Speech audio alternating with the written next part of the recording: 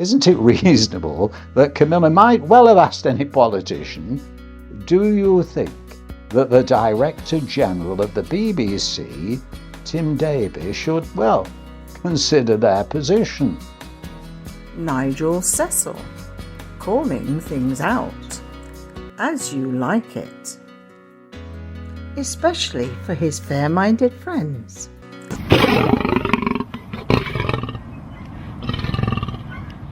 Hello, Chakabatis, welcome. Thank you for joining me, moi, Nigel.cecil, and of course, assisted as always by my very good friend Hilary. And together we've learnt something over the past few days, that many of you, amongst our regular viewers, our fair-minded and equitable friends, each week, without fail, watch the Camilla Tominey Show on GBNews television, Sunday mornings, 9:30 until 11 o'clock. Go on, ask the question, how do we know this? Well, of course, it's our viewers who get in touch via our email address, expressing their comments, views, observations and questions, and we respond and reflect on them on their behalf, and occasionally interject some of our experiences to help stimulate the discussion. In the past few days, you've been in touch all about the Camilla Tominey Show and saying the questions that Camilla asks have highlighted one particular thing in this week's edition. Politicians don't answer the questions.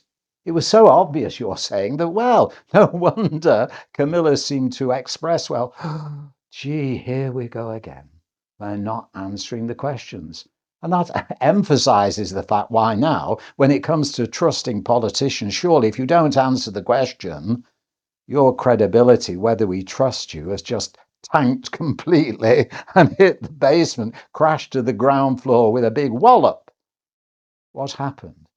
Well, last Sunday, it's understandable the probing, incisive questions from Camilla were bound to mention events at Glastonbury. Now, there's no need for us to rehearse or repeat those events because everyone, unless you've been asleep for like the past few days or so, is aware of what went on.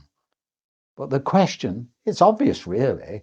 Camilla was bound to ask something about it, and also, quite understandably, about the BBC, to inform, entertain, educate, Reithian principles, and it was involved in Glastonbury. What happened about entertainment? One would have thought that Glastonbury would be put into the category of primarily entertainment.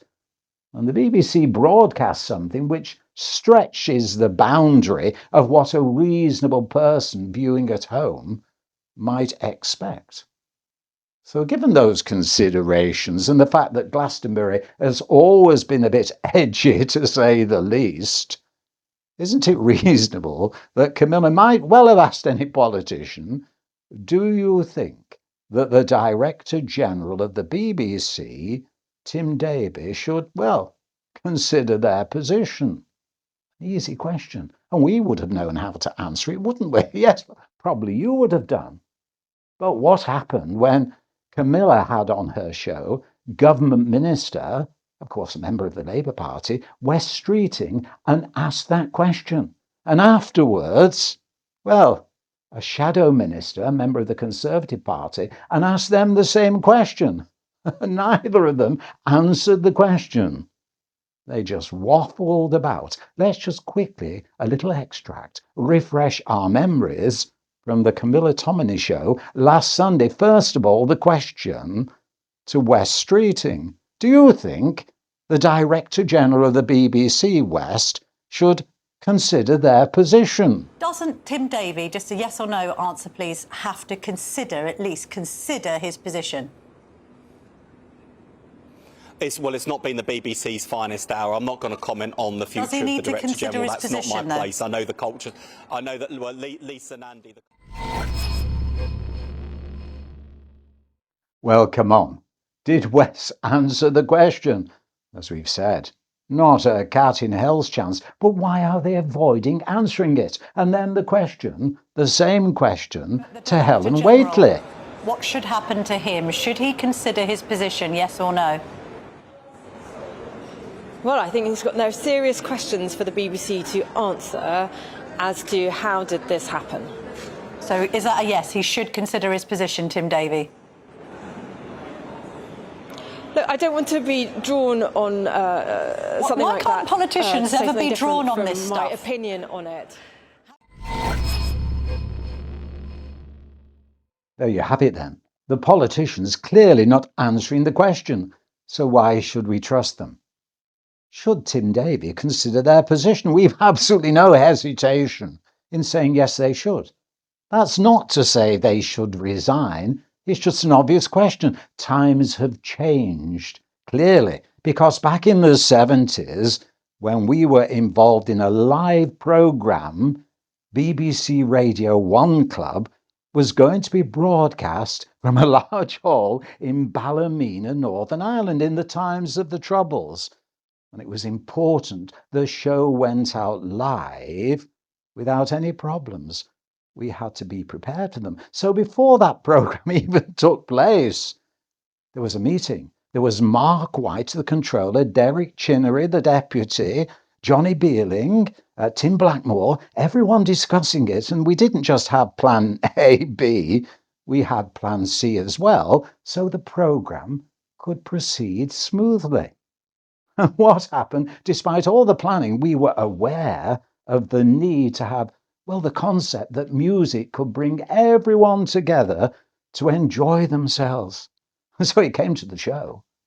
And given that we were all aware, it became somewhat understandable that, well, number 3 in the charts was Blue Mink Bannerman. So why not have everyone at Radio 1 Club singing together The Bannerman by Blue Mink?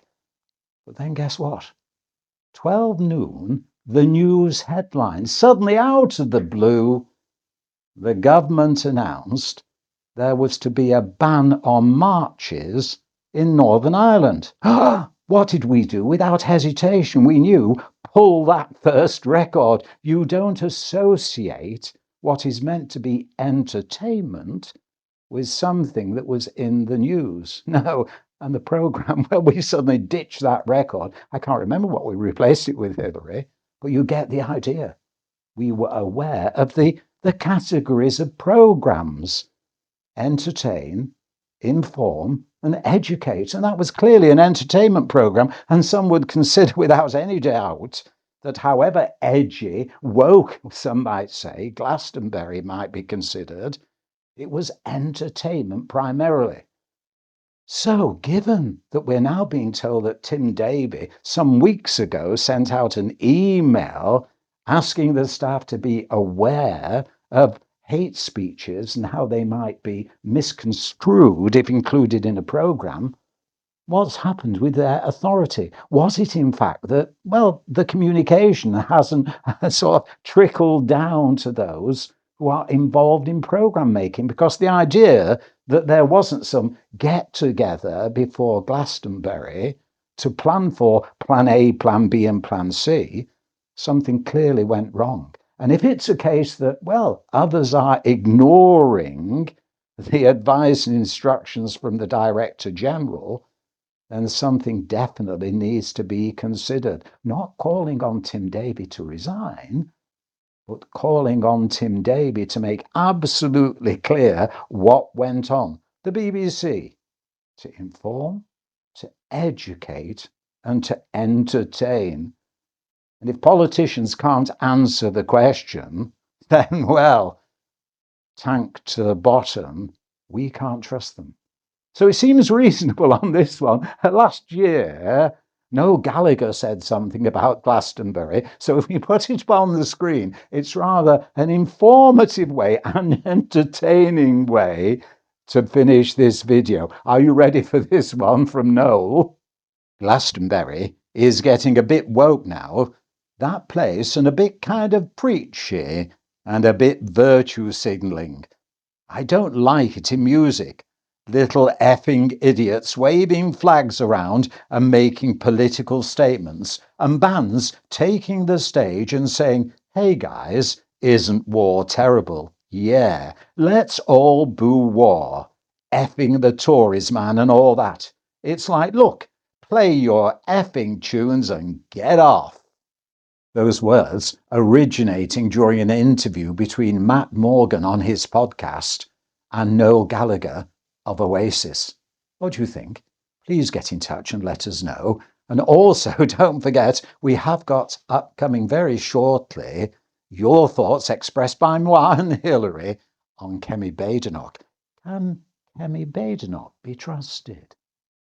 It really does apply to all politicians, but until the next time, as we always say, especially when relating to equity matters, good art, good work, and in showbiz, better keep your fingers crossed. Professional solidarity, comrades, together. Please hit the subscribe button and join us again, because together every viewer helps. Thank you.